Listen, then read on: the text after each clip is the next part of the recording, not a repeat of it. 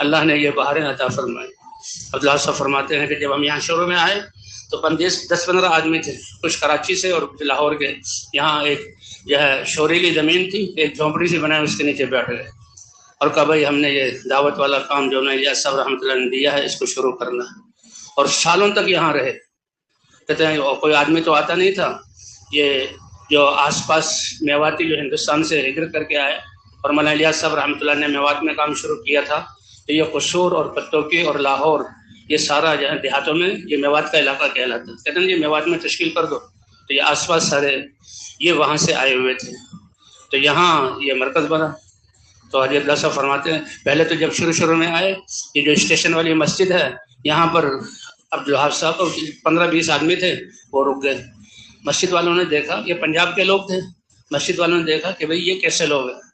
اچھا 2 باتیں پیش آئی۔ ایک تو مسجد والوں نے دیکھا بھئی تم نے تو مسجد میں ڈیرا لگا لیا، بستر تمہارے مسجد میں ہے، سوتے مسجد میں ہو، کھاتے پیتے مسجد میں، نکلو یہاں سے۔ ایک تو یہ بات، اور دوسرا مسجد کے امام کی طرف سے واقعہ پیش ہے۔ حاجی صاحب خود سناتے تھے کہ امام جو ہے ظہر کی نماز میں دیر سے آیا۔ امام صاحب، لوگوں نے پوچھا دیر ہو گئی، کہتا میں اس مسجد میں بھی ظہر کی نماز پڑھا کر آیا ہوں اور یہ اس مسجد میں۔ انہوں نے کہا لو ہے، یہ حال تھا۔ مطلب یہ جو اسٹیشن جاتے ہوئے 3 گنبد والی مسجد، کہتے میں 2 مسجدوں میں نماز پڑھاتا ہوں، یہ ایسا حال تھا۔ پھر اس مسجد کو چھوڑا تو وہ اسٹیشن والی مسجد جو جہاں وہ سگنل ہے، وہاں کیبن لگا ہوا، وہاں مسجد، وہاں 3-4 دن ٹھہرے، وہاں سے نکالا۔ پھر جو ہے منڈی چلے گئے، وہاں کے 7 مسجدوں میں پھرے، اور جہاں تھوڑے دن ٹھہرتے تھے فوراً اچھا پہلے تو وہ آؤ بھگت کرتے، آؤ جی آیا، خوش آمدید، آپ لوگ آ جاؤ مہمان ہو۔ لیکن مہمان تو بھی 2-3 دن کا ہوتا ہے، پھر وہ مسجدوں میں ٹھہرنا، پھر گشتیں کرنا، یہ بالکل اوپری چیز تھی۔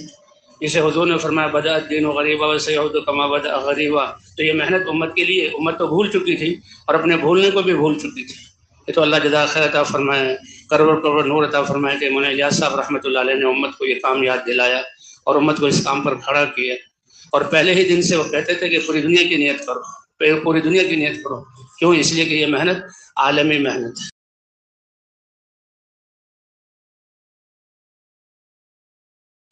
الحمد للہ رب العالمین والعاقبۃ للمتقین والصلاة والسلام علی سید الانبیاء والمرسلین، اما بعد فاعوذ باللہ من الشیطان الرجیم، بسم اللہ بڑا الرحمن فکر انگیز الرحیم۔ بیان یہاں سے قل مکمل بیان هذه سماعت سبیلی فرمائیں۔ ادعو الی اللہ علی بصیرۃ انا ومن اتبعنی وسبحان اللہ وما انا من المشرکین۔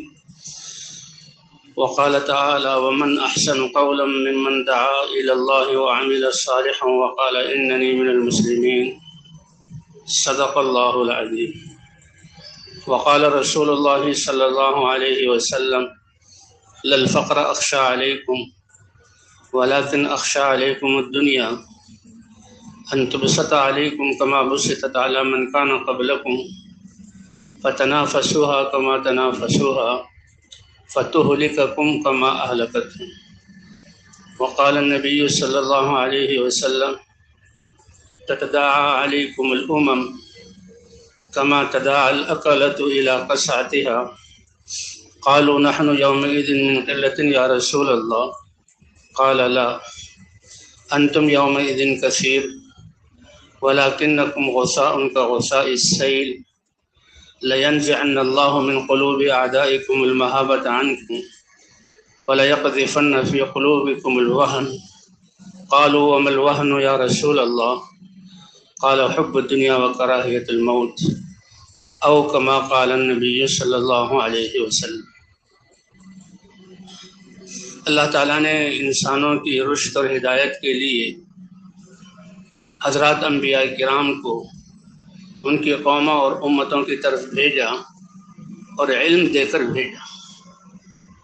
اصل علم ہے، لیکن علم کے لیے طلب ضروری ہے، اس لیے ہم طلبۃ العلم، علم کو طلب کرنے والے، انلزمکمھا وانتم لھا کارہون، تم ناپسند کرتے ہو اور ہدایت ہم چپکا دیں، ایسا ہو نہیں سکتا۔ ہمارے مولانا سعید خان صاحب رحمۃ اللہ علیہ تھے، بہت عرصہ سعودی عرب میں گزارا، وہاں کے ذمہ دار تھے، سہارنپور کے پڑھے ہوئے، حضرت مولانا الیاس صاحب رحمۃ اللہ علیہ کے صحبت یافتہ۔ تو پاسپورٹ میں جو لکھا تھا نا پیشہ کیا ہے، تو وہ لکھتے تھے طلب علم، ہاں موت تک کہ میں علم کا طالب ہوں۔ تو علم بڑی چیز ہے، علم کے لیے طلب ضروری ہے۔ تو حضرات انبیاء کرام دعوت سے شروع کیا کرتے تھے۔ کس چیز کی دعوت؟ لا الہ الا اللہ کی، سب سے بڑی دعوت والا کلمہ۔ اس کی دعوت کیوں؟ کہ اللہ کا تعارف، جو اللہ کو پہچان گیا، جس کے دل میں اللہ کی معرفت کا نور آ گیا، تو والذین آمنوا اشد حبا للہ، اللہ سب سے زیادہ محبوب ہو گئے۔ اور جب اللہ ہی کے امر سے دنیا میں آئے ہیں، سب کچھ اللہ کا ہے، ہمارا اور باہر کا سارا نظام اللہ چلا رہے ہیں، اور اسی کی طرف لوٹ کر جانا ہے، تو خود بخود طلب پیدا ہوتی ہے اللہ چاہتے کیا، اور طلب پر پھر اللہ تعالیٰ علم عطا فرماتے ہیں۔ اس لیے حضرات انبیاء کرام علم لے کر تو آتے تھے، لیکن تعلیم سے ابتدا نہیں کرتے تھے، کیونکہ حضرات انبیاء کرام کی بعثت کا باعث انسانوں کا کفر اور شرک میں مبتلا ہو کر جہنم کی طرف جانا، یا دین والے ہیں، کافر اور مشرک تو نہیں ہیں، لیکن باغی بن چکے ہیں، اللہ کے اوامر کو چھوڑا ہے، کیونکہ حالات کا تعلق اللہ نے انسان کے اعمال سے رکھا ہے، آخرت کا بننا بھی اور دنیا کا بننا بھی۔ یعنی کہ آخرت تو بنے گی اعمال سے اور دنیا بنے گی اموال سے، نہیں، دونوں زندگیوں کا بننا اعمال کے ساتھ، اور اعمال کا دار و مدار دل کے یقین کے ساتھ۔ الا ان فی الجسد مضغۃ لو صلحت صلح الجسد كله ولو فسدت فسد الجسد كله الا وهي القلب۔ تو دل کا ٹھیک ہونا کیا ہے؟ یہ دل تو اللہ نے اپنی معرفت کے لیے بنایا، تو دل میں اللہ کی ذات پر ایمان، اللہ کی وحدانیت کا یقین، اور جب یقین درست ہوا تو اعمال اس کے تابع ہیں، تو اعمال درست ہوئے تو اللہ حالات کو بھی درست کر دیں گے۔ ظہر الفساد فی البر والبحر بما کسبت ایدی الناس۔ انسانوں کے دنیا میں اتر جانے کے بعد اللہ تعالیٰ نے اس دنیا کے حالات کا دار و مدار بھی اور آخرت کے حالات کا دار و مدار بھی انسان کے اعمال پر رکھا ہے، اور اعمال تابع ہیں یقین کے اور دل کے۔ اسی لیے حضرات انبیاء کرام انسانوں کے دلوں پر محنت کرتے تھے، اور پہلے کتنا عرصہ، اور اس میں سب سے بڑا عرصہ یعنی حضرت نوح علیہ السلام، اللہ نے ایک سورت اتاری جس کا نام سورہ نوح رکھا، اور پھر اللہ تعالیٰ نے حضرات انبیاء کرام کی دعوت کے الفاظ اس کو معیار بنایا، کیونکہ یہ پوری امت ہوتے ہوئے اس کا کام نبیوں والا کام، اسی لیے کنتم خیر امت اخرجت للناس۔ حضرت مولانا الیاس صاحب رحمۃ اللہ علیہ کو اللہ نے ایک درد اور غم دیا تھا امت کے بارے میں، وہ بے چین رہتے تھے، کیونکہ انگریز جب آیا، وہ تو دیکھیں حضرات صحابہ کرام، تابعین اور تبع تابعین، یہ 3 قرون ہیں، دین کی ایسی محنت کی کہ مکے اور مدینے والوں نے مکے اور مدینے کے چھوٹے چھوٹے گھر، چھوٹے چھوٹے جھونپڑے، اور اس میں بالکل اسباب نہ ہونے کے برابر وہ قربان کیا، اور اللہ تعالیٰ نے 64 لاکھ مربع میل کی خلافت مسلمانوں کو دے دی۔ اللہ کا وعدہ ہے۔ پھر یہ زوال کیوں آیا؟ علم کی کمی نہیں تھی، بلکہ کمی دعوت کی۔ علماء تو آگے علم، یعنی تاتار نے جو حملہ کیا بغداد پر، اور پھر جو دریا کے رخ کو بغداد کی طرف کیا، کہتے ہیں ایک تو وہ خون سے رنگین ہوا سرخ، اور ایک علمی کتابیں اتنی تھی کہ کتابوں کی سیاہی سے اس دریا کا رنگ بدل گیا۔ علم تو موجود تھا۔ اسی طرح یہ خلافت امویہ ختم ہوئی افریقہ سے، اسپین جو گیا ہے اور افریقہ جو گیا ہے، وہ کہتے ہیں اتنا علم تھا کہ عیسائی لوگ، یورپ والے 50 سال تک مسلمانوں کے جو مدارس تھے اور جو گھر تھے، اور گھر بھی یہ جو ہیں علم کی درسگاہیں تھیں، 50 سال تک وہ کتابیں کنٹینروں میں کسی میں لاد کر، اور جو ہے کیا کہتے ہیں بحری جہازوں میں لاد کر جو ہے سمندر برد کرتے رہے، لیکن کتابیں ختم نہ کر سکے۔ تو جو اصل اللہ کی سنت، ایک اللہ کی سنت ہے، ایک اللہ کی قدرت ہے۔ ان اللہ علی کل شیء شاءہ قدیر، جو اللہ چاہیں اللہ قدرت والے ہیں، اور اگر اللہ چاہیں لہداکم، اللہ تم سب کو ہدایت دے دے، لیکن اللہ انسان کو نوازنا چاہتے ہیں، انسان کو کچھ دینا چاہتے ہیں، اس لیے ہدایت کو محنت کے ساتھ مربوط کر دیا۔ اس کے لیے پہلے حضرات انبیاء کرام آتے تھے، اور حضرات انبیاء کرام اپنی قوموں کی طرف علم کے ساتھ بھیجے جاتے تھے۔ تو حضرات انبیاء کرام یہ نہیں کہتے تھے اللہ کا رسول ہوں، یہ تو ٹھیک ہے اللہ کا پیغام لے کر آیا ہوں، لیکن مجھ سے علم سیکھ لو، نہیں، سب سے پہلے اللہ کا تعارف کراتے تھے۔ کیوں بھائی ایسی ہے کہ نہیں؟ جی ہاں، اللہ کا تعارف۔ ہم سب بازار میں جائیں اور ان سے اتنے سال لگانے والے علماء ہیں اور آپ کو مفت میں پڑھائیں گے، لہذا آپ ان سے علم سیکھو. تو کیا ہیں وہ دکانیں چھوڑ کے ہمارے پاس آ جائیں گے؟ جی ہاں. کہتے ہیں ایک محدث نے اپنے شاگرد کو حدیث پڑھائی اور کہا دیکھو یہ حدیث اتنی قیمتی ہے کہ یہ انمول، یہ خزانہ ہے اللہ کا، اس کے لیے ہم پہلے کتنا سفر کیا کرتے تھے، تو یہ بہت قیمتی حدیث میں تمہیں دے رہا ہوں. شاگرد نے کہا بہت اچھی بات ہے. تو شاگرد کا جوتا ٹوٹ گیا طالب علم کا، اور وہ موچی کے پاس گیا. موتی نے جوتا گانٹھ دیا اور کہنے لگا دیکھو بھائی پیسے تو میرے پاس ہے نہیں، میں تو طالب علم ہوں، میں تمہیں ہزاروں کی ایک حدیث سنا دیتا ہوں. اس نے کہا حدیث تم سناؤ نہ سناؤ، مجھے تو پیسے دے دو. تو اس کے ذہن میں اشکال آیا کہ استاد نے تو کیا کہا تھا، اور یہ موچی ایک ٹکے کی جس نے ٹانکا لگایا ہے. تو استاد سے آ کے شکایت کی. استاد بہت سمجھدار، سمجھ گئے کہ بچہ جو ہے یعنی جو جانتا ہی نہیں اس کے سامنے اسے بات رکھ دی. تو ایک قیمتی ہیرا دیا اور کہا دیکھو جوہریوں کے بازار میں جاؤ اور جا کر اس کو جو ہم سبزی منڈی میں جاؤ اور اس کو پوچھو ان سے کتنی قیمت کا لیں گے، لیکن بیچنا نہیں. تو وہ گیا اور ایک سبزی والے سے پوچھا. تو بازن جو ڈانٹ دیا ہمارا وقت ضائع کرتے ہو، یہ کیا پتھر ہے اور تم پتھر لے کر آ گئے، یہ اس کا کچھ نہیں ملے گا. آخر میں ایک بڑھیا تھی جو سبزی بیچ رہی تھی، اس کے پاس گیا. اس نے کہا یہ چمکدار پتھر ہے، میرے پوتے پوتیاں اس سے کھیلیں گے، یہ 2 آلو یا 2 ٹماٹر لے لو. استاد نے کہا تھا کہ بیچنا نہیں. تو آگے استاد کو بتایا کہ جی وہ تو کوئی سبزی بیچنے والا اس کو لینے کے لیے تیار ہی نہیں تھا، پتھر ہے. تو ایک بڑھیا نے کہا اچھا اس کو اب جو ہے جوہریوں کے جو ہے اس پہ جاؤ، کیا کہتے ہیں بازار میں، جہاں جوہری لوگ رہتے ہیں اور سونے چاندی کا جو ہے کاروبار ہوتا ہے اور بیچنا نہیں.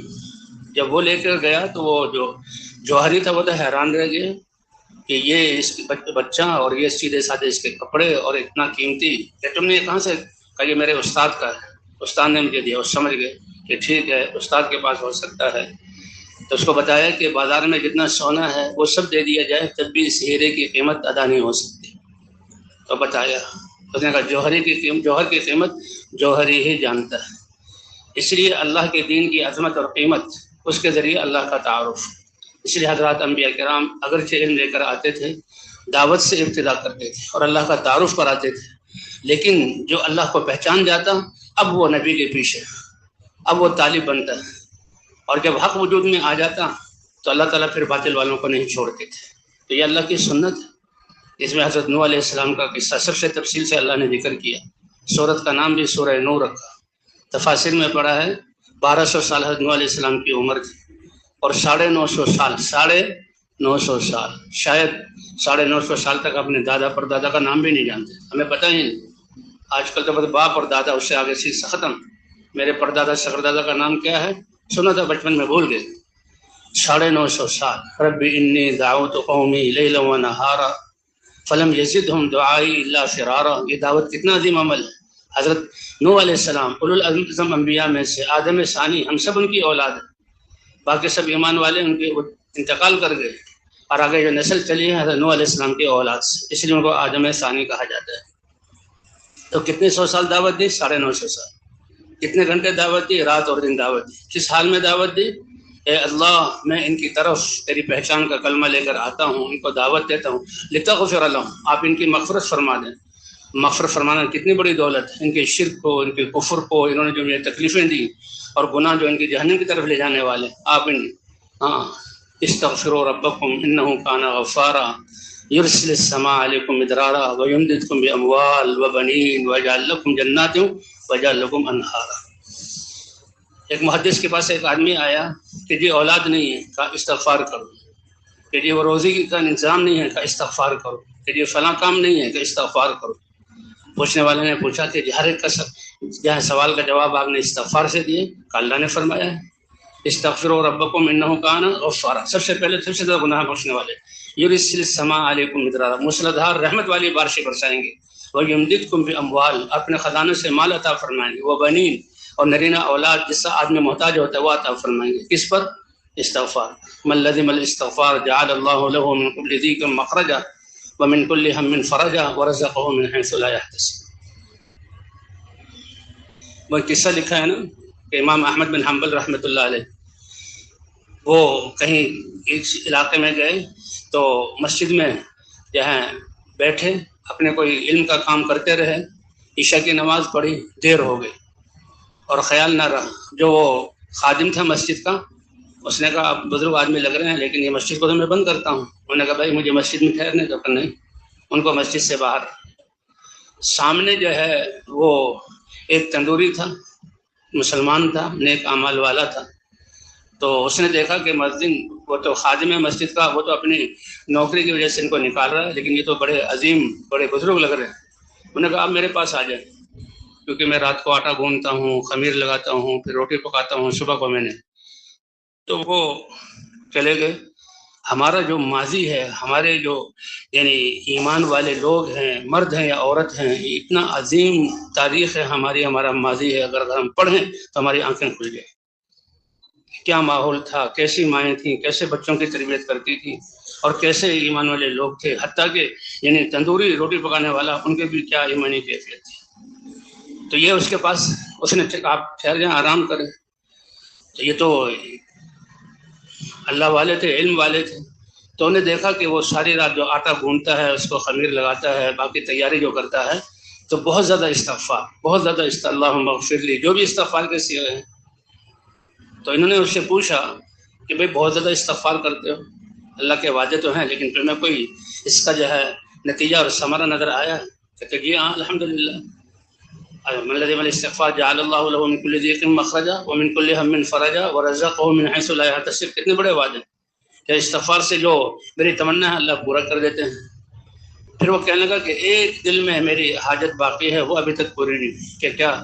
کہ ایک اس زمانے کے بہت بڑے امام اور محدث ہیں امام احمد بن حنبل، کتنے دنوں سے مجھے جب کہ میں نے سنا ہے، دیکھنے کو دل چاہ رہا ہے، لیکن آج تک میں نے دیکھا نہیں۔ تو وہ ہنسے کہ تمہاری استغفار کی وجہ سے میرے ساتھ یہ واقعہ پیش آیا، میں امام احمد بن حنبل ہوں۔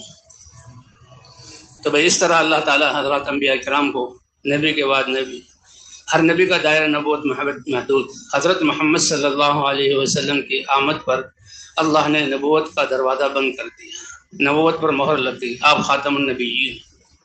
پہلا فرق تو یہ ہے کہ پہلے انبیاء میں سے ہر نبی کا دائرہ نبوت زمانے کے اعتبار سے، علاقے کے اعتبار سے یا اور افراد کے اعتبار سے محدود ہے۔ کہ کسی نبی کے پاس اگر دوسرے علاقے والا آتا، مسئلہ پوچھتا کہ کس علاقے کا فلاں، تمہارا نبی وہ ہے، تو ہر جگہ قوم کے لیے نہیں۔ لیکن حضرت محمد صلی اللہ علیہ وسلم کو اللہ نے سارے وما ارسلناک الا کافۃ للناس بشیرا ونذیرا تبارک الذی نزل الفرقان علی عبدہ لیکون للعالمین نذیرا۔ اس کا تقاضا تو یہ تھا کہ آپ کو قیامت تک زندہ رکھا جاتا، اور اس کا تقاضا تو یہ تھا کہ آپ کو ایسے اسباب دیے جاتے کہ آپ خود، جیسے نوح علیہ السلام اپنی قوم میں پھرے، آپ تو سید الانبیاء ہیں اور آپ کی امت بہترین امت ہے، پوری امت میں تو پھر لیتے، لیکن نبوت ملنے کے بعد آپ کا جو دنیا میں باقی رہنا ہے 23 سال کا، 23 سال، جب میں نبوت ملنے سے لے کر اور دنیا سے انتقال فرمانے تک کیسے حضور صلی اللہ علیہ وسلم کے یہ 23 سال محنت میں گزرے ہیں۔ لیکن اب آپ خاتم النبیین ہیں، انسانیت کا کیا ہوگا؟ تو ختم نبوت کی وجہ سے اللہ نے آپ کی امت کو اس کام کے لیے چنا۔ ادھر موسیٰ علیہ السلام نے دعا کی، اے اللہ، کہتے ہیں جو موسیٰ علیہ السلام نے اپنے بھائی ہارون علیہ السلام کے لیے دعا کی ہے، یہ اللہ کی طرف سے تکوینی امر ہے۔ کسی نبی نے بھی کسی دوسرے کے لیے ایسی دعا نہیں کی جیسے موسیٰ علیہ السلام نے ہارون علیہ السلام کی۔ کس بات کی دعا؟ اے اللہ ان کو بھی رسول بنا کر بھیج دیجیے۔ اے اللہ، آپ نے فرمایا اذهب الى فرعون، تم جاؤ فرعون کی طرف۔ تو باطل کو، ایک اللہ کی قدرت ہے، اللہ جو چاہیں کر سکتے ہیں، ایک اللہ کی سنت ہے، تو باطل کو توڑنے کے لیے اللہ نے حضرات انبیاء کرام کی دعوت کو ذریعہ بنایا۔ بنی اسرائیل تو اولاد انبیاء تھے، اور اس دعوتی کی وجہ سے یوسف علیہ السلام کی وجہ سے اللہ نے ملک مصر دیا تھا۔ ان اللہ لا یغیر ما بقوم حتی یغیروا ما بانفسہم۔ اللہ کی طرف سے انعامات، رحمتیں، برکتیں اور اللہ کی طرف سے جو ہے عطیات یہ آتے رہتے ہیں، اللہ ان کو چھینتے نہیں ہیں، الا یہ کہ انسان خود ایسے اعمال کرے جو فساد کا ظہر الفساد فی البر والبحر بما کسبت ایدی الناس۔ تو یہ تو ان کو ملا تھا، لیکن جب چیزوں میں لگ گئے اور لگ کر جو ہے کیا کہتے ہیں دعوت دین پر چلنے میں کمی آئی، تو اس کی وجہ سے حالات بدلے، اس کی وجہ سے حالات بدلے۔ جب روح کمزور ہو جائے تو اعمال کیا کہتے ہیں جسم کے اعضاء وہ بھی کمزور ہو جاتے ہیں. جب ایمان کمزور ہو جائے تو اعمال میں بھی بگاڑ آ جاتا ہے. تو بہرحال اللہ تعالیٰ نے تو حضرات انبیاء کرام موسیٰ علیہ السلام دعوت لے کر آئے فرعون کے پاس، تو پھر دعوت کی ابتدا ہوتے ہی فرعون کی طاقت اور اس کی سرکشی کو بریک لگ گئی.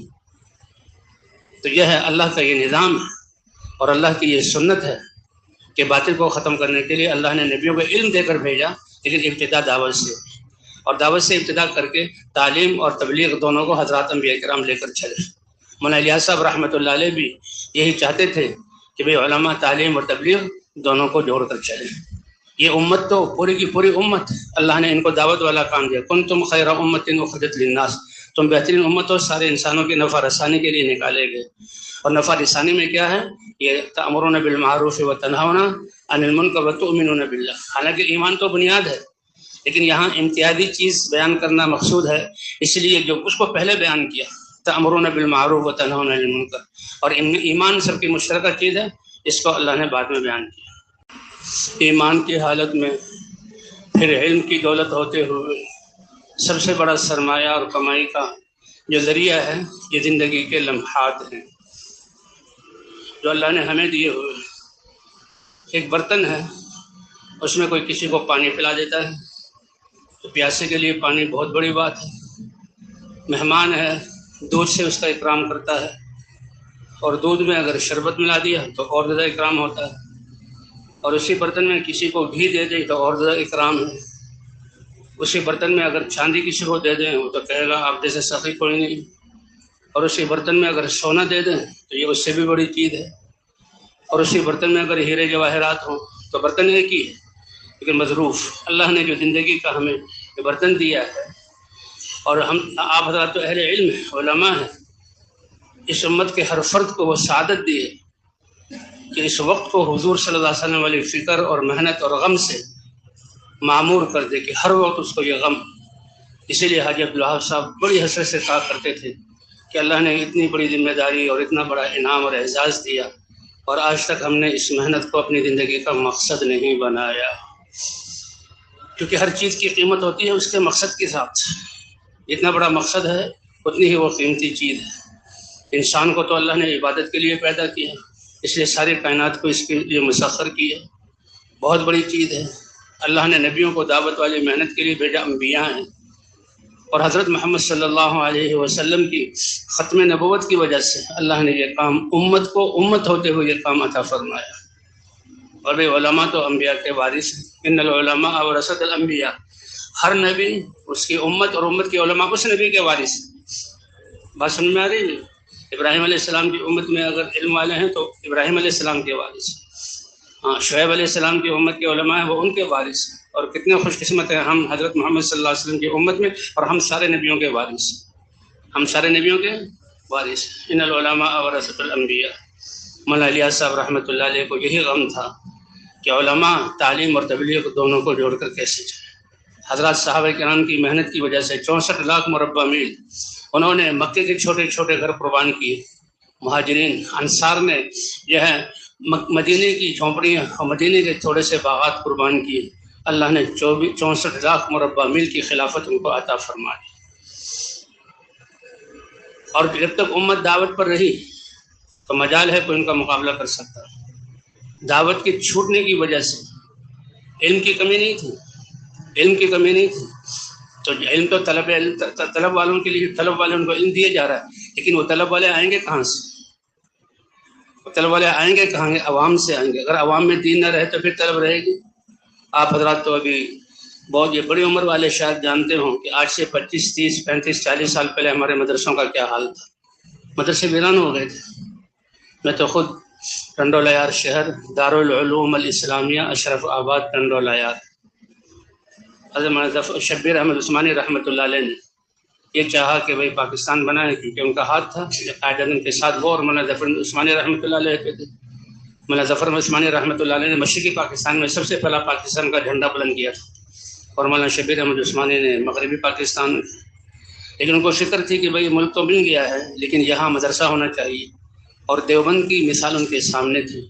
اور یہ یقینی بات تھی کہ جس طرح تقسیم کے بعد وہاں سے لوگ ہجرت کر کے یہاں پاکستان آئیں گے تو علماء بھی آئیں گے، تو ان کی کوشش تھی کہ ان علماء کو ایک جگہ اکٹھا کیا جائے اور دیوبند کی طرح مدرسہ بنایا جائے۔ اللہ کی شان مقدر کہ حیدرآباد کے ساتھ ایک چھوٹا سا شہر ہے ٹنڈوالایات، بڑا زرخیز اور یہاں زرعی علاقہ، آم کے باغات اور بیر ہوتے ہیں وہاں پر سیب کی طرح، اور کیلا وہاں کا مشہور، اور بڑی سرسبز زمین ہے وہاں پر۔ ان کو یعنی 24 ایکڑ جگہ باغ کی صورت میں ملی، اور وہ جو زمیندار تھے، بڑے زمیندار تھے، ان کا مہمان خانہ ان کو ملا، اور اس وقت چھوٹے چھوٹے کمرے بنا دیے کچے۔ تو اسی وقت پہلے ہی سالوں میں 1200 طلبہ، اس وقت 1000 طلبہ کا ہونا یہ بہت بڑی بات تھی۔ میرا بچپن میں نے دیکھا کہ بھئی یوگنڈا کے طلبہ، افریقہ کے طلبہ وہاں پڑھ رہے ہیں، تھائی لینڈ کے طلبہ وہاں آئے ہیں، ملیشیا کے طلبہ، ایران تو ایسا تھا جیسے پڑوسی، اور بلوچستان اور سرحد کے یہ بڑے بڑے علماء کرام سب سے پہلے جہاں وہاں کے فارغ۔ تو بہرحال وہ مدرسہ مولانا شبیر عثمانی رحمۃ اللہ نے وہ قائم کیے، لیکن پھر بعد میں وہ مدرسہ جو ہے بالکل اجڑ گیا۔ تو عرض کرنے کا مقصد یہ ہے کہ اللہ تعالیٰ نے یعنی یہ علم دیا ہے، لیکن اس کے لیے اللہ نے دعوت بھی۔ تو مولانا الیاس صاحب رحمۃ اللہ علیہ یہ چاہتے تھے کہ علماء کرام دعوت اور تبلیغ دونوں، تعلیم اور تبلیغ دونوں کو جوڑ کر چلیں، کیونکہ حضرات انبیاء کرام دعوت سے شروع کرتے تھے اور پھر ساری زندگی ان کی تعلیم اور تبلیغ، اس میں کوئی تخصیص نہیں تھی، یہ تعلیم کا وقت ہے اب تبلیغ نہیں، یہ تبلیغ کا وقت ہے اب تعلیم نہیں، ان کی زندگی ہی ایسی تھی۔ تو بھائی مولانا الیاس صاحب رحمۃ اللہ کے ذریعے اللہ نے یہ کام امت کو عطا فرمایا، اور آپ علماء ہیں۔ جب پہلے تو یعنی یہاں تو شروع میں تو مجمع ہی کم ہوتا تھا، میرا بھی یہاں آنا سن 1971 مارچ میں ہوا، 70 80 100 150 آدمی تھے، 3 یا 4 دن کے بعد جماعتیں بنتی تھی، 4-5 جماعتیں نکلتی تھی، انتظار کرنا پڑتا تھا کہ یہ مجمع نہیں ہے۔ اور اب الحمدللہ یہ تو اب تو 20 مراکز میں بھی جو ہے وہ تشکیل منتقل ہو گئی، اور پھر بھی کتنا مجمع ہوتا ہے۔ ان 20 مراکز کے شروع ہونے سے پہلے یہاں پر تشکیل والے فجر کے بعد بیٹھتے تھے اور عشاء کے وقت جماعتوں کو پورا کرتے تھے، وہ بھی پوری نہیں ہوتی تھی، بیچارے یا تو نمازوں کے لیے اٹھ رہے یا کھانے پینے اور تقاضے کے لیے اٹھ رہے، پھر یہ تقسیم ہو۔ اللہ نے یہ بہاریں عطا فرمائی۔ عبداللہ صاحب فرماتے ہیں کہ جب ہم یہاں شروع میں آئے تو 10-15 آدمی تھے، کچھ کراچی سے اور کچھ لاہور کے۔ یہاں ایک جو ہے شوریلی زمین تھی، ایک جھونپڑی سی بنائے، اس کے نیچے بیٹھ گئے اور کہا بھائی ہم نے یہ دعوت والا کام جو الیاس صاحب رحمۃ اللہ نے دیا ہے اس کو شروع کرنا ہے، اور سالوں تک یہاں رہے۔ کہتے ہیں کوئی آدمی تو آتا نہیں تھا، یہ جو آس پاس میواتی جو ہندوستان سے ہجرت کر کے آئے، اور مولانا الیاس صاحب رحمۃ اللہ نے میوات میں کام شروع کیا تھا، تو یہ قصور اور پتوکی اور لاہور یہ سارا جو ہے دیہاتوں میں یہ میوات کا علاقہ کہلاتا ہے۔ کہتے ہیں یہ میوات میں تشکیل کر دو، تو یہ آس پاس سارے یہ وہاں سے آئے ہوئے تھے، تو یہاں یہ مرکز بنا۔ تو حضرت اللہ صاحب فرماتے ہیں پہلے تو جب شروع میں آئے، یہ جو اسٹیشن والی مسجد ہے یہاں پر عبدالوہاب صاحب 15-20 آدمی تھے، وہ رک گئے۔ مسجد والوں نے دیکھا، یہ پنجاب کے لوگ تھے، مسجد والوں نے دیکھا کہ بھئی یہ کیسے لوگ ہیں۔ اچھا 2 باتیں پیش آئی، ایک تو مسجد والوں نے دیکھا بھئی تم نے تو مسجد میں ڈیرا لگا لیا، بستر تمہارے مسجد میں ہے، سوتے مسجد میں، کھاتے پیتے مسجد میں، نکلو یہاں سے۔ ایک تو یہ بات، اور دوسرا مسجد کے امام کی طرف سے واقعہ پیش ہے۔ حاجی صاحب خود سناتے تھے کہ امام جو ہے ظہر کی نماز میں دیر سے آیا۔ امام صاحب، لوگوں نے پوچھا دیر ہو گئی، کہتے میں اس مسجد میں بھی ظہر کی نماز پڑھا کر آیا ہوں اور یہ اس مسجد میں، انہوں نے کہا لوگ ہے۔ یہ حال تھا، مطلب یہ جو اسٹیشن جاتے ہوئے 3 گنبد والی مسجد، کہتے میں 2 مسجدوں میں نماز پڑھاتا ہوں، یہ ایسا حال تھا۔ پھر اس مسجد کو چھوڑا تو وہ اسٹیشن والی مسجد جو جہاں وہ سگنل ہے، وہاں کیبن لگا ہوا، وہاں مسجد، وہاں 3-4 دن ٹھہرے، وہاں سے نکالا۔ پھر جو ہے منڈی چلے گئے، وہاں کے 7 مسجدوں میں پھرے، اور جہاں تھوڑے دن ٹھہرتے تھے فوراً اچھا پہلے تو وہ آؤ بھگت کہتے، آؤ جی آیا، خوش آمدید، آپ لوگ آ جاؤ مہمان ہو۔ لیکن مہمان تو بھی 2-3 دن کا ہوتا ہے، پھر وہ مسجدوں میں ٹھہرنا، پھر گشتیں کرنا، یہ بالکل اوپری چیز تھی۔ جسے حضور نے فرمایا بدأ الدین غریبا وسیعود کما بدأ غریبا، تو یہ محنت امت کے لیے، امت تو بھول چکی تھی اور اپنے بھولنے کو بھی بھول چکی تھی۔ یہ تو اللہ جزا خیر عطا فرمائے، کروڑ نور عطا فرمائے کہ مولانا الیاس صاحب رحمۃ اللہ علیہ نے امت کو یہ کام یاد دلایا اور امت کو اس کام پر کھڑا کیا۔ اور پہلے ہی دن سے وہ کہتے تھے کہ پوری دنیا کی نیت کرو، پوری دنیا کی نیت کرو۔ کیوں؟ اس لیے کہ یہ محنت عالمی محنت ہے۔ اور فرمایا علماء کرام کا یہ نکلنا تھا کہ علماء کرام تعلیم اور تبلیغ کے ساتھ دونوں کو جمع کر کے جو ہے اس کام کو کرے، کیونکہ دعوت باطل کو ختم کرنے کے لیے اللہ نے دعوت ہی کو، اللہ تو قادر ہے، لو شاء لہداکم، اللہ چاہے سب کو ہدایت دے دے، لیکن پھر انسانوں کے لیے کیا ہوگا، مسلمانوں کے لیے کیا ہوگا۔ اس لیے اے علی تیری وجہ سے اللہ لا یہدی اللہ بک رجلا واحدا خیر لک من حمر النعم، اور خیر لک مما طلعت علیہ الشمس۔ من حمر النعم کا کیا مطلب کہ اس زمانے میں جو عالمی تجارت کے لیے سرخ اونٹوں کے قافلے ہوتے تھے جن پر سامان رکھ کر ایک شہر سے دوسرے شہر منتقل کیا جاتا تھا، سب سے بڑی مالدار اور سب سے بڑی تجارت اسی کی ہوتی تھی، وہ تمہیں مل جائے تو اس سے بہتر ہے کہ ایک آدمی کو ہدایت مل جائے۔ اور دوسری روایت میں خیر لک مما طلعت علیہ الشمس، سورج کی روشنی جتنے فضاؤں پر پڑ رہی ہے اور جتنے اللہ نے سیارے بنائے ان پر پڑ رہی ہے، وہ سب کسی کو مل جائیں، اس سے زیادہ قیمت ہے کہ تیری وجہ سے اللہ ایک آدمی کو ہدایت عطا فرمائے۔ اور پھر اس محنت کے اعمال کتنے، یعنی ایسے، اس کے لیے شرط کیا ہے؟ اپنے آپ کو مسلمان کہنا، اور اس کے اعمال کیا ہیں کہ ہر ایک آدمی کر سکتا ہے۔ اسی لیے دعوت میں یہ جتنا مجمع بھی آیا ہوا ہے، کسی سے پوچھو، کوئی کہتا ہے جی میں تو گھسیارا گھاس کاٹ کے بیچتا تھا، کوئی کہتا ہے میں تو مزدوری پتھر پھوڑتا تھا، کوئی تو کہتا ہے میں مزدوری کرتا تھا، کوئی کہتا ہے میں بکریاں چراتا تھا۔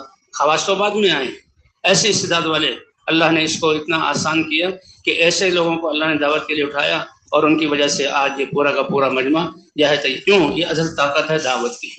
جو بھی دعوت کے کام کو لے کر اٹھے گا، اس کی وجہ سے اللہ باطل کو توڑیں گے۔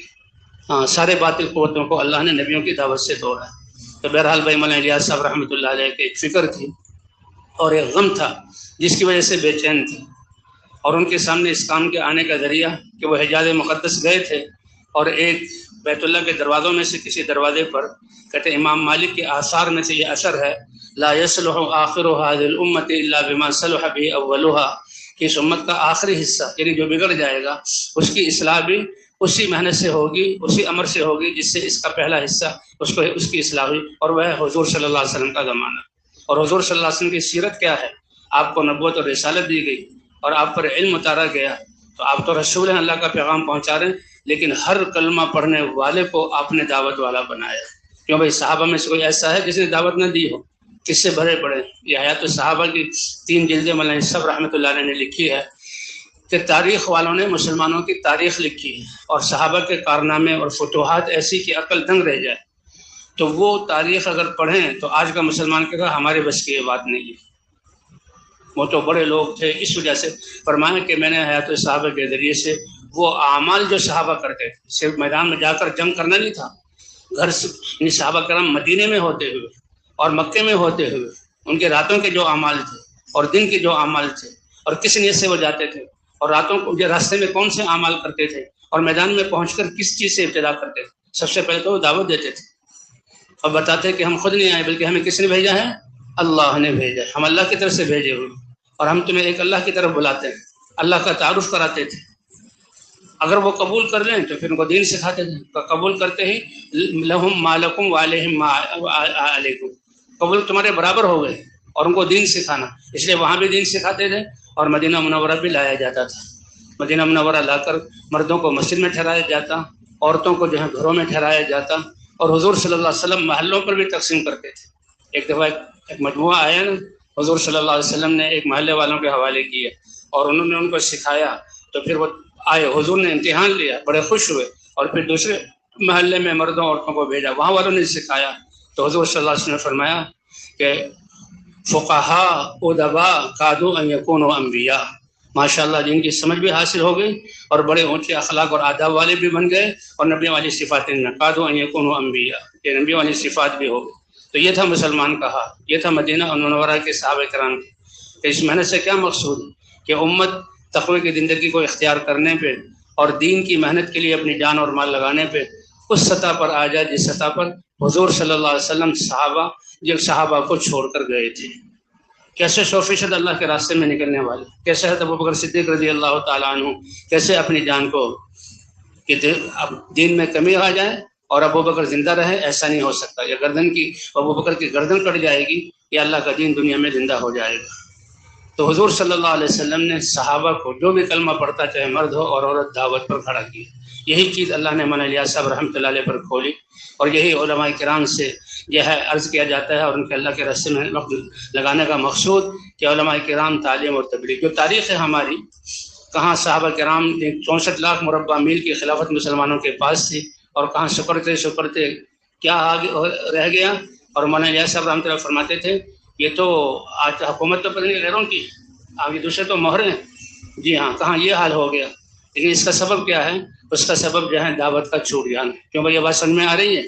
ہاں، دعوت نہیں پہنچی تو ان تک جو ہے تقویٰ اور جو ہے اللہ وہ کیا کہتے ہیں اللہ کی پسندیدہ زندگی ان میں نہیں آئی. اللہ کا تو کسی سے رشتہ نہیں ہے، اللہ تو اپنے دین کو دیکھتے ہیں. جیسے حضرت عمر رضی اللہ تعالیٰ عنہ نے فرمایا نحن قوم کنا اذلاء اعزنا اللہ بالاسلام. خواہشات پر چلتے ہوئے، رسم و رواج اور باپ دادا کے طریقے پر چلتے ہوئے تو ہم بالکل اپنی نظروں سے بگڑے ہوئے تھے، اور جو عزت کی چوٹی پر اللہ نے پہنچایا ہے وہ اسلام کی وجہ سے. اور یہ سنت ہے کہ لو طلبنا العزت بغیر ما اعزنا اللہ به لاذلنا. اگر ہم دین کے علاوہ کسی اور چیز میں عزت تلاش کریں گے تو پھر ویسے ہی گر جائیں گے. تو بہرحال اللہ تعالیٰ جیسے پہلے نبیوں کو جب بھی کسی قوم پر احسان کرنے کا اللہ نے ارادہ کیا تو اللہ نے حضور سے پہلے نبی کو علم دے کر بھیجا. نبی آئے ہیں اور علم لے کر آئے ہیں جو ہماری طرف نسبت، لیکن اس کی سنت کیا تھی؟ کیا تعلیم سے بات شروع کی یا دعوت سے شروع کی؟ دعوت سے شروع کر کے اللہ کا تعارف کرائے، اور اللہ کا تعارف کرا کے اللہ کے احکام کی طلب. جب اللہ ہی خالق مالک ہے اسی کی طرف لوٹ کر جانا. اللہ ہم سے چاہتا کیا ہے؟ ہمارے شب و شان کیسے ہوں، ہمارا اپنے اعضاء کو استعمال کرنا کیسا ہو، ہمارا اپنے اللہ کی دی ہوئی جہاں مال کو استعمال کرنا کیسا ہو، زمانہ ہم کیسے، ساری طرف. اور پھر تفصیل کے ساتھ اللہ اور اس امت کے لیے تو الیوم اکملت لکم دینکم واتممت علیکم نعمتی ورضیت لکم الاسلام دینا. یہ حضور کے انتقال سے کچھ عرصہ پہلے حجۃ الوداع کے موقع پر یہ آیت جو ہے نازل. ایک اسرائیلی حضرت عمر رضی اللہ تعالیٰ عنہ سے کہنے لگا یہ اتنی بڑی آیت ہے، اللہ نے اس پر اتنا بڑا احسان جتلایا ہے، اگر یہ آیت ہماری کتاب تورات میں ہوتی تو ہم اس دن کو عید کا دن بنا لیتے، بہت عظیم دن. تو حضرت عمر نے کہا نہیں، ہمیں تو یہ پہلے سے حاصل ہے، تم کیا کہہ رہے ہو؟ یہ ایسے اتر گئی.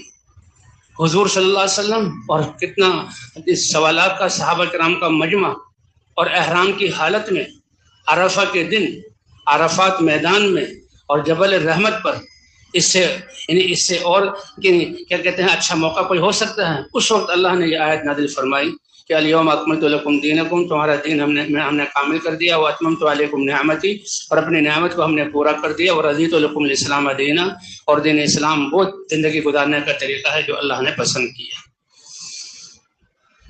اور کہتے ہیں یہ حضور صلی اللہ علیہ وسلم کا معجزہ کہ آپ پہاڑ جبل رحمت پر ہیں، اور صحابہ کرام کیونکہ برابر میدان تو تھا نہیں، اب بھی کتنا جہاں پہاڑوں کو نے کاٹ دیا، روڈ بنا لیے، پھر بھی یعنی کیا کہتے ہیں میدان، اس زمانے میں تو میدان کا کوئی تصور ہی نہیں تھا. صحابہ کرام ایسے گھاٹیوں اور وادیوں میں میلوں میں پھیلے ہوئے تھے. تو سب سے پہلا معجزہ یہ کہ حضور کی آواز سب صحابہ تک جاری ہے اور برابر جاری ہے، بیچ میں کوئی ترجمان نہیں ہے.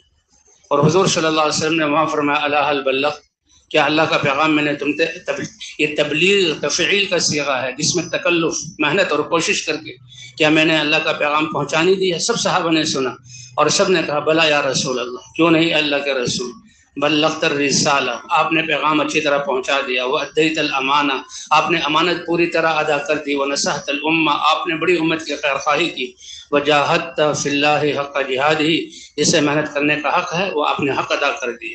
اللہ کے رسول خوش ہوئے اور اپنی انگلی سے آسمان کی طرف اشارہ کیا، 3 مرتبہ کہا اللہم فشہد اللہم فشہد اللہم فشہد، اور یہ کہا الا فلیبلغ الشاہد منکم الغائب، تم میں سے جو بھی میری دین کی جتنی بات کا گواہ ہے وہ اس کو غائبین تک پہنچا دے. کسی نے پوچھا کہ بھئی تبلیغ بغیر تعلیم کے بغیر علم کے کیسے کرتے ہو؟ انہوں نے کہا ٹھیک ہے، لیکن اس علم کا معیار کیا ہے؟ اس علم کا معیار کیا ہے؟ کون کہے گا کہ میں عالم بن چکا ہوں اور میں اب تبلیغ کروں گا؟ وہ عالم تو جتنا زیادہ بڑا عالم ہوگا اللہ کے سامنے اس کو اپنا کچھ نہ کچھ ہونا ظاہر ہو جائے گا. علم کا مطلب ہے کہ اللہ کو ایسے جانو کہ اپنا کچھ نہ ہونا. اس لیے کیا ہے، لیکن حدیث نے ہمیں معیار دیا ہے بلغوا عنی ولو آیا، بلغوا عنی، اگر ایک آیت بھی ہو تو بلغوا، یہ تبلیغ کا صیغہ تبلیغ مادے سے ہے، تو ایک آیت بھی معلوم ہے دوسرے کو پہنچاؤ. تو کیا آپ کو کلمہ آتا ہے اور دوسرا مسلمان بھائی کلمہ نہیں جانتا تو اس کو کلمہ سکھانے کے لیے آپ کو پہلے مدرسے کے 8 سال لگانے پڑیں گے؟ کیا خیال ہے بھائی؟ اس کو تو کلمہ پڑھاؤ. تو یہی تبلیغ میں ہے کہ اللہ کے راستے میں نکلو، سیکھتے جاؤ اور سکھاتے چلے جاؤ. بہرحال یہ جو تبلیغ میں اعمال ہیں، یہ دعوت، تعلیم و تعلم، ذکر و عبادت اور خدمت، یہ وہ بڑے نبوت والے اعمال ہیں کہ جن کے ذریعے سے حضور صلی اللہ علیہ وسلم نے صحابہ کی تربیت کی. اور یہی مولانا الیاس صاحب رحمۃ اللہ علیہ پر یہ اللہ کا شکر ہے، اللہ نے ہمیں توفیق دی کہ من یرید اللہ بہ خیرا یفقہہ فی الدین. جو علم ہم نے حاصل کیا یہ اللہ کی طرف سے، اللہ نے بڑی خیر کا ارادہ کیا.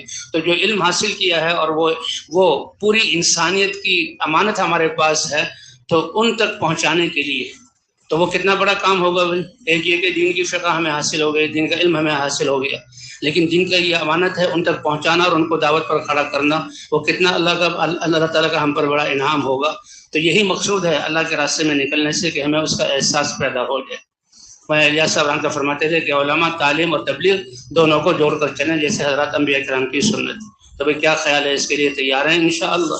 ہاں، اللہ تعالیٰ نے صدیوں بعد یہ محنت عطا فرمائی، اور یہ محنت ایسی کہ جیسے حضور صلی اللہ علیہ وسلم کے زمانے میں اس وقت تو آبادی کم تھی، اور صحابہ کرام کتنے 7.25 لاکھ صحابہ تھے، اور ان کو ایک جسم کی طرح بنا دیا. صہیب روم کے ہیں، بلال حبشہ کے ہیں، سلمان فارس کے ہیں، مکے والے تاجر ہیں، تجارت کا مزاج اور ہوتا ہے، مدینے والے زراعت والے ہیں، لیکن ایک جسم کی طرح ہو گئے. ان سب کے ایک جذبات کہ ہم اپنا سب کچھ اللہ کو راضی کرنے کے لیے اور اللہ کے احکام کو پورا کرنے کے لیے سب کچھ لگانے والے کیسے بن جائیں اور اللہ کے کلمے کو کیسے بلند کریں.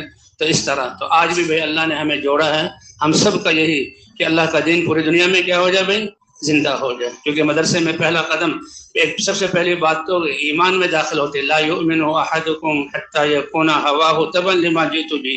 ایمان اور اسلام اپنے آپ کو خواہشات سے نکالنا اور علم کے راستے میں قدم رکھنا، لیحیی بہ الاسلام، اللہ کا کلمہ پوری دنیا میں کیا ہو جائے، زندہ ہو جائے. تو اس کے لیے اللہ تعالیٰ نے جو اللہ کی سنت ہے، ایک اللہ کی قدرت ہے، چاہیں تو سب کو ہدایت دے دے. سنت کہ نبیوں کو بھیجا، اور ختم نبوت کی وجہ سے اللہ نے اس امت کو کام دی.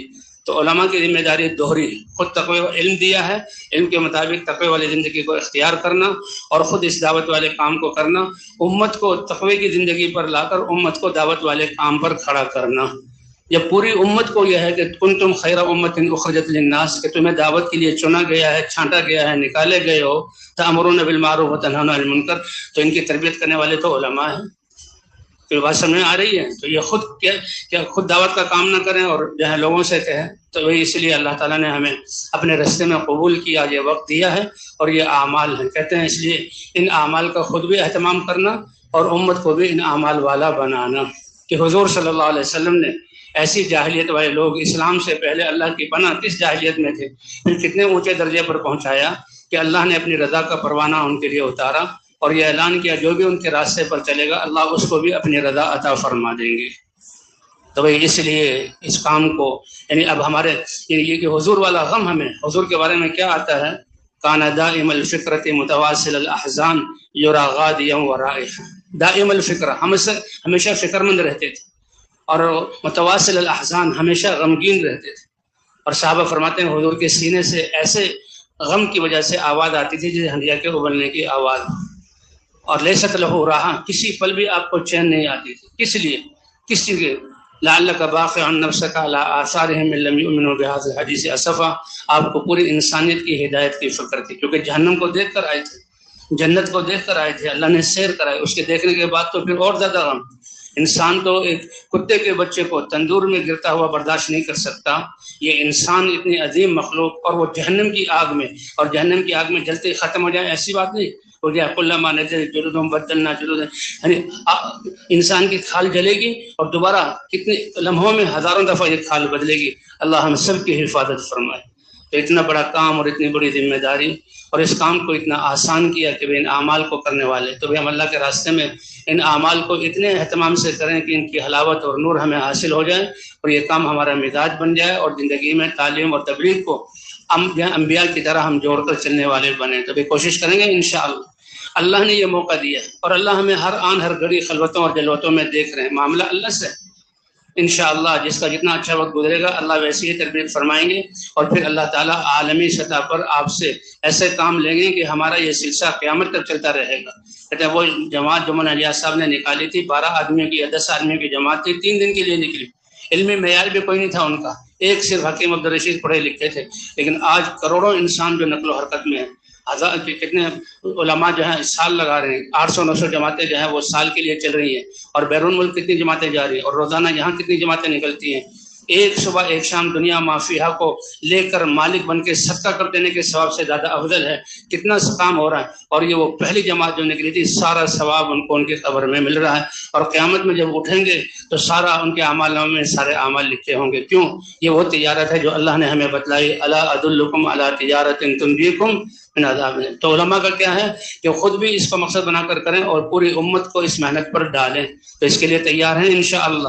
تو محنت بھی ہے، اللہ سے دعاؤں بھی ہیں. اللہ تعالیٰ جس نے توفیق دی کہ ہم اب اس وقت کے لیے آئے ہیں، نفس و شیطان کے شر سے اللہ حفاظت فرما کر اس وقت کو بھی صحیح طرح اور اعمال کی پابندی کے ساتھ لگانے کی توفیق عطا فرمائے. اور یہاں سے واپسی بھی ہو اور اللہ کی طرف سے ہمیں اس کام کو موت تک کرنے کے لیے اللہ کی طرف سے قبولیت بھی مل جائے. اللہ اس کی توفیق عطا فرمائے. اس کے لیے اعمال کا اہتمام بھی کرنا ہے اور ڈرتے بھی رہنا ہے اور اللہ سے دعا بھی کرنی ہے. وما توفیق الا باللہ. سبحانک اللہم و بحمدک، نشہد ان لا الہ الا انت، نستغفرک و نتوب الیک.